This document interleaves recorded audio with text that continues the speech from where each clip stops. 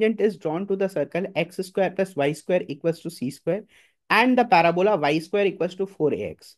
If the angle which the tangent makes with the axis of x is pi by 4, then the relation between a and c, considering a and c are both positive. तो ये एक बहुत ही simple question है. पहले मैं इसको diagram से आपको दिखाने का कोशिश करता हूँ कि व्हाट इज द सिनेरियो, क्या सिनेरियो है इस क्वेश्चन में. तो बेसिकली यहाँ पर दो चीज का इक्वेशन दिया हुआ है. एक है आपका सर्कल और एक है आपका पैराबोला. तो अगर मैं सर्कल बनाऊं, सर्कल का क्या है, x square plus y square equals to c square. तो ये मैं सर्कल बना रहा हूँ.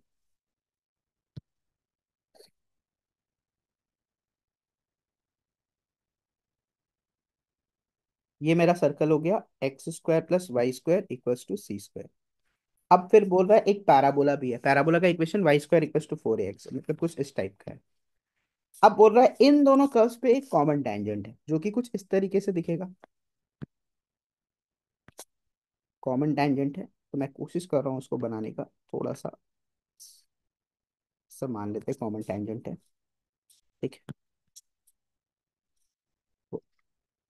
यस. तो ये दोनों का कॉमन टेंजेंट है और फर्दर ये बोल रहा है ये एंगल जो बना रहा है वो पाई बाई 4 बना रहा है. अब इसमें अब क्या क्या इन्फॉर्मेशन आपको पता होना चाहिए. सबसे पहले तो अगर मेरा सर्कल का इक्वेशन, अगर मेरे सर्कल का equation x square plus y square equals to c square है, अगर मेरे सर्कल का equation x square plus y square बराबर सी स्क्वायर है, तो इसमें एम स्लोप का टेंजेंट क्या हो जाता है.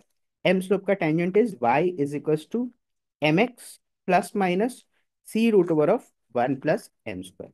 अब ये तो कोई भी बहुत बड़ा रिजल्ट नहीं है, ये आपको याद होना चाहिए कि किसी भी सर्कल पे अगर अपने एम स्लोप का टेंजेंट बना रहे हैं तो the equation will be y equals to m x plus minus c root over of 1 plus m square.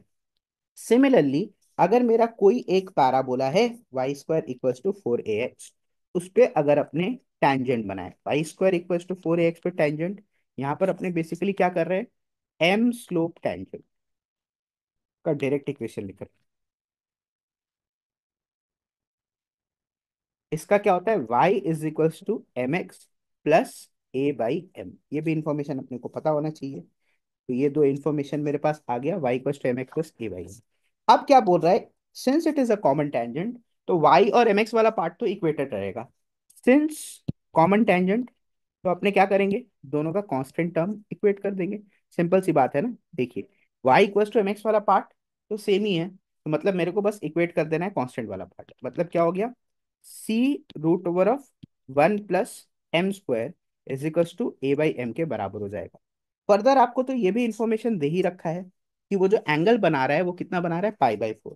तो यानी कि we know that m is equals to tan of pi by 4, जो कि कितना होता है 1. मैं सिंपली 1 को भी पुट कर दूंगा. 1 पुट करने के बाद क्या हो गया, c√2 is equals to A. c√2 is equals to A. तो बिल्कुल मेरे को directly option number, question number 22 का ऑप्शन ए जो है वो मेरे को मिल गया है, is the right answer. So question number 22 का A, which is A equals to √2c,